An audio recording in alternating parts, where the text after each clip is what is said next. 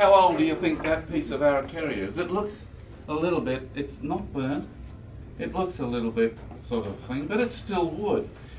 It's still wood. That piece of wood is between 7 and 10 million years old. Come out of a hog? No, it came out in Victoria. As you go down, the coal that is underneath our soil is these things, is podocarps. And Araucaria is one of the old podocarps. If you start up on the top, the mines up inside of Mackay, you're looking at something like 30 million years ago that they were laid down, 30, 35. As you go down 25 million outside of Sydney, and then you finally get down to the brown coals, which haven't made it yet to proper coal, and they're about the 7 to 10 million years old. This has been found in a methane bubble. So just think that at times Australia has been covered, 60% of Australia has been covered by rainforest. And at other times 60% has been covered by the sea. Put those two together and you get the large forests that are then become under the sea and are washed up together and conglomerated, and then the sea floor goes in on top of them, and they're your coal measures. And every here and then you get a bump in the top of that coal measure where you collect some methane gas that's been sealed off above it, and this log was just sitting up in that methane gas, perfectly preserved.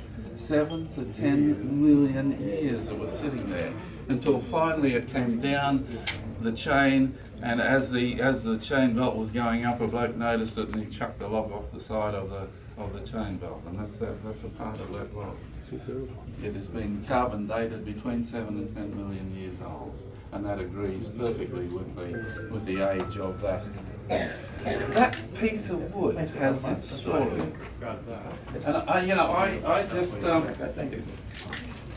I don't want to talk for too long, but what has made the difference in my woodwork is the fact in knowing information about the piece of wood that I am making into whatever I'm. You'll see if you buy one of these books, you'll see in my discussion here on the Queensland Carry and the hue and pine, you'll see that I've actually photographed my dining room table. I made that dining room table out of hue and pine. I counted the rings. I know that tree has got 960 rings. When that tree was cut, it was 1,000 years old. It grows slow. So I made the 2 metre long and 1.2 metre wide oval table. I also had some King Billy pine, and the King Billy pine would have been growing just up the hill a bit, on the top of the hill from where that hue and pine was growing. And in the crutch of the grain, I got a beautiful piece of grain there in the crutch of the tree, which resemble the patterns on the side of a fish, if you look at the side of the fish. And it looked just like, I could see there was a salmon there. And so I got an old fishing book of my father's, and there was an Australian salmon. So I actually cut that to the shape of the Australian salmon, and I used that King Billy pine to actually inlay it into the table. So there I sit and have my breakfast every day, and most of the meals that I have off this table. And to me, it's not a table that I made, it's not something that I made. It takes me back to the hue and pine that was growing in Tasmania. It takes me back to up the hill further was by a stream.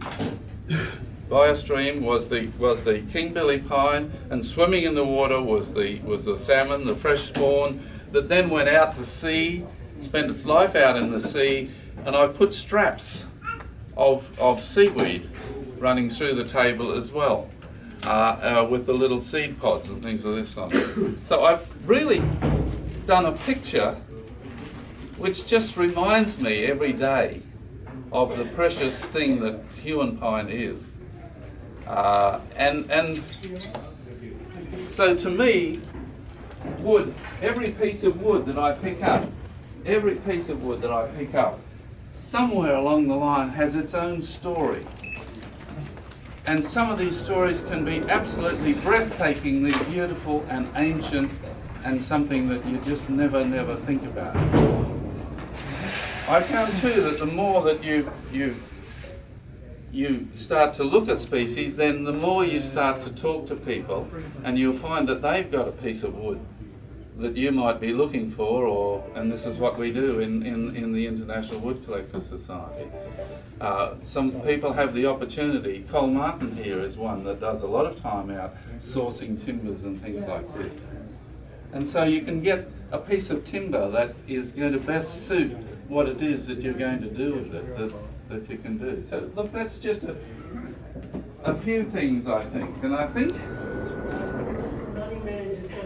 think the fact that I now see those Queensland kauri planted down along Grey Street and planted throughout the Brisbane environment is really valuable and really something that we should understand.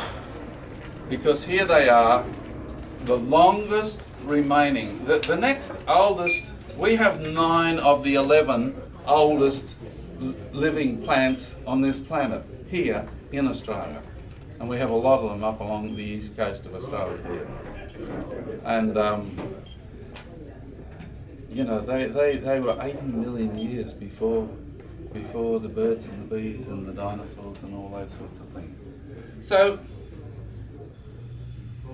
the reason that I wrote this book is that we have a plethora of books which tell you how to identify a tree. But because they're written by botanists, there is nothing in there about the wood. And we also have some books that are written about the wood. But I kept sitting on the IWCS wood stands where we now display something like 1,200 species of wood when we put that up at a wood show. And people come in and they say, yes, but have you got a book that shows the trees and the wood and the information about the wood? No. So around about 2000, the year 2000, I decided I should do something about it, so I started photographing those species. And then I laid down the species I was going to cover for this book at the International Wood meeting up in Ravenshoe in North Queensland on the Atherton Tablelands.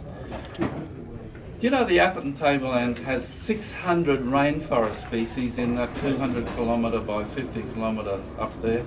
200, that has 600 rainforest species, and in the margins is another 400. That's 1,000 species of trees with wood on the Atherton Tableland.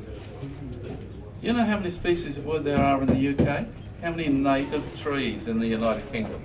Anybody have a guess? 47. He's been reading my stuff, hasn't he? And Europe, north of the Pyrenees, the entirety of Western Europe, north of the Pyrenees has 67 native tree species. Why? Because 10,000 years ago, they were under ice, they were under glaciation. We have not had glaciation here for 300 million years.